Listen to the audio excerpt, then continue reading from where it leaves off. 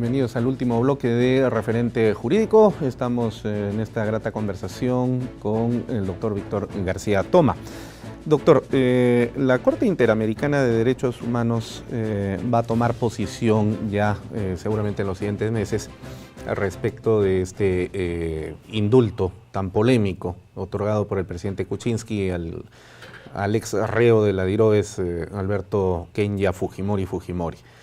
¿Qué cree usted que pueda, sin ser pitonizo, ¿no? Pero usted que ha sido magistrado del Tribunal Constitucional, sabe más o menos cuál es la orientación de las decisiones de la Convención, del Tribunal Internacional? ¿Qué cree usted que podría pasar aquí? Porque según los entendidos y los expertos, la Corte nunca se ha pronunciado sobre temas de indultos. No sé si eso será cierto o si lo habrá tratado. Pero si es la primera vez, definitivamente va a ser un momento bastante oportuno también para la Corte, para poder fijar una línea jurisprudencial sobre el particular. ¿Qué cree usted que pueda venir por delante? Lo que podríamos decir es lo siguiente. No existen pronunciamientos en contra de los indultos humanitarios, ni en sede interna ni en sede transnacional. Más aún, en sede transnacional, existen casos en donde incluso en crímenes de guerra, que podríamos ser calificables de lesa humanidad, se ha aceptado, se ha admitido el indulto humanitario. Entonces, porque la idea es la misma, decíamos, por encima de la conducta o calidad accidental de la persona, esta tiene en esencia una misma identidad, es la dignidad. Y la dignidad se desparrama para todos, y en consecuencia sus efectos de defensa de dignidad nos alcanza a todos, a los buenos y a los malos. Ahora, ¿qué es lo que va a pasar el 2 de febrero? El 2 de febrero, a petición de los parientes de las víctimas de estos luctuosos y lamentables hechos, han solicitado que la Corte haga un control de cumplimiento de esas dos sentencias, el caso de La Cantuta y el caso de Barrios Altos. ¿Qué podemos verificar de ellos? Lo que habíamos conversado hace poco.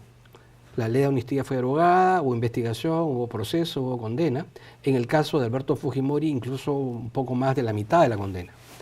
En el camino se produjo un indulto humanitario y en consecuencia, en principio, no existirían razones para pensar que la Corte pudiera emitir un pronunciamiento que fuera contrario a esta decisión del presidente de la República. Lo que existe es un juicio de valor en el sentido de que últimamente la Corte Interamericana ha estado integrada por magistrados de una cierta tendencia ideológica, ¿no? que ha ido distorsionando el sentido, el contenido y el bagaje de los derechos fundamentales, y con la óptica del parche en el ojo, de solo mirar con el lado izquierdo, ¿no es cierto? Para ser gráficos. No, sí, claro. Pudiera, llevado por esta deformación ideológica, ingresar por terrenos a los cuales nunca antes ningún tribunal supranacional ha ingresado. Pero eso en todo caso es un prejuicio. De lo que sabemos es que no deberían presentarse, digamos, graves sobresaltos. Por ahí eventualmente una recomendación que seguramente el Estado atenderá y nada más. Yo creo que el tema más álgido es lo que se debe ver en la Sala Penal Nacional, que es el tema del derecho de gracia, donde sí ahí, digamos, la infracción es clara, ¿no? Sí. O aparentemente clara. Parecería, ¿no? Parecería. Sí. Ahora, ¿contribuye a que la Corte Interamericana de Derechos Humanos reciba este pedido de de control de cumplimiento de la sentencia del caso Barrios Altos y de La Cantuta, que de por sí ya es un hecho difícil, complicado. Seguramente? Buena oportunidad también para la Corte, reitero, para poder generar una línea jurisprudencial al respecto, pero no deja de ser complicado el tema. Entonces decía, ¿le generará algún problema el hecho de que el doctor Eugenio Raúl Zaffaroni, magistrado de la Corte, haya sido denunciado recientemente en su país, en Argentina, acusado de haber avalado precisamente violaciones de derechos humanos en el territorio argentino? el tema de la selección y nombramiento de los magistrados, en general, de la Corte Interamericana, debe merecer una reflexión. El Perú no es solamente uno de los países que se queja en torno a algunas decisiones jurisprudenciales. Ha pasado en el Brasil, ha pasado en el Ecuador, bueno, no, Venezuela es otro caso, por supuesto, pero digamos, ha pasado en el Paraguay. Es decir, hay un cierto malestar en los miembros de la Organización de Estados Americanos por algunas decisiones ideologizadas. Y yo diría que finalmente esa no es responsabilidad de los magistrados, sino de quienes los eligen. No. Si los gobiernos tuvieran claro un perfil del magistrado que va a impartir justicia transnacional, eso podría ayudar. ¿Pero quién elige a los magistrados de la Corte? Se les elige en la Asamblea de la Organización de Estados Americanos. Son los propios representantes de los países los que proponen los nombramientos y hacen los jubileteos. Quizás esa sea la madre del cordero, quizás ese sea un espacio internacional, espacio internacional que está copado precisamente por personajes altísimamente ideologizados. Las cancillerías que están algo desprevenidas y por las ONGs que, digamos, tienen mucha presencia y presión. Que hacen lobby y lo hacen bien. Sí, definitivamente, eso no se puede negar. Ahora, justamente por este malestar que genera algunas decisiones de la Corte y que parecería que está extralimitando ya lo que implica la protección de los derechos humanos, pero con el ropaje de la jerigonza, ¿no? Y la jerigonza de lo jurídico especial de los derechos humanos, se ha llevado casi a humillar a determinados países. Este es el caso del Perú, ¿no? Esto de pedirle perdón a los terroristas que le hicieron tanto daño al país y encima pedirle perdón, pagarle indemnizaciones, no a los familiares de las víctimas de las agresiones que el Estado sí cometió en contra de determinados, sino pagarle a las ONGs, ¿no? Entonces, esto le resulta pues humillante a una nación, a un país. Y además creo que hay una incomprensión por parte de la Corte en relación a estos casos. Estos son casos que se presentaron antes de 25 o 30 años, cuando muchos de los países de América Latina vivían dictaduras cruentas y violentas. Un contexto histórico totalmente diferente. Hoy estamos hablando de estados democráticos que están iniciando serios procesos de consolidación de las instituciones republicanas y de afirmación de los valores de los derechos fundamentales. Y esas sentencias, en vez de contribuir a la consolidación de estos procesos, de alguna manera nos terminan debilitando. Porque, por ejemplo, en el caso del ciudadano común y corriente, dice, pero ¿para qué sirve la Corte? Sirve para defender terroristas. Exacto. ¿No? Claro, en realidad no es que eso sea así, pero lo que pasa es que la forma en que se presentan esas sentencias, las condenas que se señalan y el momento en que vive el país diera la impresión que así fuera. Sí, yo comparto plenamente con usted y justamente la reflexión en ese sentido tiene mucho que ver con este asunto, ¿no?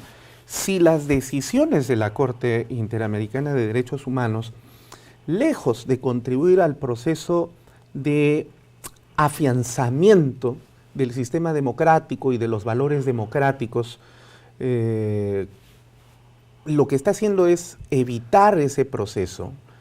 Entonces, quizás algunos por eso podrían tener la posibilidad de generar el discurso y el argumento necesario y suficiente para decir, si esto me hace daño como país, entonces mejor me aparto pues que sería una decisión extrema y lamentable, pero que también un país tiene que empezar ya a encaminarse y a ver pues hacia adelante, ¿no? Claro, ciertamente ese no es el camino, pero el ciudadano común y corriente lo que ve es sentencias que promueven reparaciones para terroristas, para digamos, personas que han estado aparentemente vinculadas con el terrorismo o fueron terroristas y que por supuesto no merecieron el final que tuvieron porque eran seres humanos y ahí eso es condenable. Claro. Pero nos olvidamos de la otra parte del problema. ¿Qué pasa con las autoridades municipales, los gobernadores, los alcaldes, los policías los mutilados que han dado su vida para la defensa del orden establecido? ¿Quién los ha defendido? ¿Y quién los ha defendido? Y ¿Y qué reparación les damos? Entonces, sí.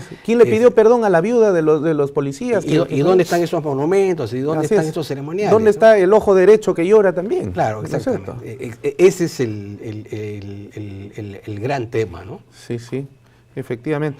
Bueno, perdóneme, yo definitivamente puedo parecer irreverente aquí y a lo mejor no estamos diciendo cosas políticamente correctas, pero vuelvo a reiterar.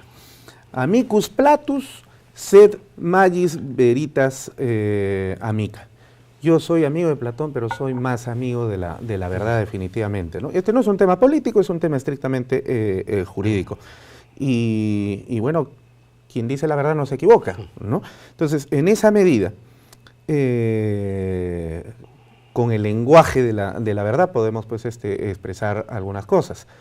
Y con ese mismo lenguaje que lo ha caracterizado usted, doctor Víctor García Toma, y como profesor universitario, reconocido, doctrinario del derecho constitucional, ¿cuál es la perspectiva personal que usted podría realizar en torno al tema del indulto en el ámbito jurídico, que necesaria e inextricablemente siempre está unido al plano político y social? ¿Qué se va a venir en estos próximos meses? Creo que en el plano interno, la sala tiene dos opciones. La primera es aplicar el principio de conservación de la ley, que significaría, en términos pragmáticos, no pronunciarse de manera inmediata, esperar que se cumplan los presupuestos que exige la Constitución y a partir de ese momento apartar del proceso al ingeniero Fujimori. La otra posibilidad, que es simplemente inaplicar la resolución suprema y en consecuencia incorporarlo al proceso. Pero eso traería esta paradoja. Ese proceso tendría que quedarse en libertad por cuanto como queda subsistente el indulto humanitario, se entiende que esta persona no puede regresar a un centro carcelario, so pena, ¿no es cierto?, de que se den las consecuencias que se presume podrían darse. Y por otro lado, el caso Bativilca es un caso que vendría a ser un capítulo repetido, porque estamos hablando del mismo grupo, estamos hablando de la misma práctica. En consecuencia, no llamaría la atención que el ingeniero Fujimori fuera condenado pues al delito por autoría inmediata, porque es el mismo patrón de comportamiento en los casos anteriores. En consecuencia, estamos repitiendo un proceso que ya lo hemos vivido. ¿No? Y por lo tanto que podría, en ese eventual caso de una nueva sentencia, otra vez volver a ser indultado. Bueno, no necesitaría ser indultado porque él no debería regresar a la cárcel porque por primer indulto la cárcel no es el lugar pues que ya le correspondería por el patronaje que se hace. Exactamente. Ya, correcto. Es la misma lógica y por lo tanto entonces el indulto, lo que usted quiere decir es que ya es autoabarcante de todo otro hecho que no necesariamente esté vinculado con la Cantuta y Barrios Altos. Y en el otro escenario, en el escenario internacional, como hablábamos, si nos ceñimos a la jurisprudencia y nos ceñimos a la doctrina, podríamos estar tranquilos. La inquietud surge, digamos, por el giro que podría, como en algunos casos ha dado la Corte, en algunos casos, ¿no? Pero eso solamente lo podría saber un brujo, un chamán, un adivino, ¿no? Claro. Ahora, jurídicamente, tras este indulto, ¿Alberto Fujimori puede hacer vida política o no? Sí y no. Digamos, no existe ningún impedimento legal. Todos los impedimentos de los derechos civiles y políticos tienen que estar expuestos en una sentencia. No es el caso de Fujimori. Pero ciertamente el debe ser es que si el indulto se dio por determinadas consideraciones, la conducta del beneficiario debe ser compatible con esas consideraciones. Si estamos hablando de un hombre que tiene un conjunto de enfermedades graves, irreversibles, irrecuperables, degenerativas, no lo podemos ver haciendo vida activa política. En segundo lugar, si como el presidente ha dicho, esto se hace para promover la reconciliación nacional, da por concluido un capítulo de división entre peruanos, el ingeniero Fujimori tiene que poner su parte también, siendo muy cicatero, tacaño, modesto en sus expresiones, para no generar en la ciudadanía, en una parte de la ciudadanía, algún grado de exaltación o molestia. Pero eso es como pedirle a un niño de 4 años sentado frente a una mesa de chocolates que no coma chocolate, ¿no? Bueno, pero es lo que debería hacer. Sí, y si algo de sangre le puede quedar en la cara a algunos políticos. Ahora, mientras los grupos de izquierda critican severísimamente, el ultra radical grupo de izquierda de Sendero Luminoso más bien ha aplaudido el indulto presidencial, porque claro, quiere jalar agua para su molino, sí, pues, claro. Y ha dicho, si se quiere hablar de una reconciliación nacional, falta Abimael Guzmán. Claro, pero volvemos otra vez a lo mismo. El presidente de la República, en la suprema potestad de más allá de informes médicos o no informes médicos, tiene la última palabra, tendría que pensar mucho en cuáles serían las consecuencias de un acto de esa naturaleza. Esto ya sería pues sí, una eclosión total, ¿no? Sí. Bueno, difíciles momentos que le vienen todavía al Perú, doctor, sí. Y seguramente usted va a estar ahí como uno de los más importantes juristas, siempre presente con su, gracias, con su voz y sus apreciaciones tan interesantes e importantes. Muchísimas gracias por haber estado con nosotros. Ha sido la voz y presencia del doctor Víctor García Toma, exministro de Justicia y miembro magistrado del Tribunal Constitucional. De esta manera llegamos a la parte final de Referente Jurídico. En nombre del doctor Gonzalo Chávarri Vallejos, presidente del Consejo Directivo de la Academia de la Magistratura y fiscal supremo del Ministerio Público del Perú, agradecemos a cada uno de ustedes por seguirnos semana a semana en vuestro programa, y también nuestra gratitud especial a JNE-TV, que está cumpliendo 2 años de aniversario para hacer posible que lleguemos hasta vuestras pantallas. Con ustedes será hasta la próxima emisión de Referente Jurídico. Hasta la próxima.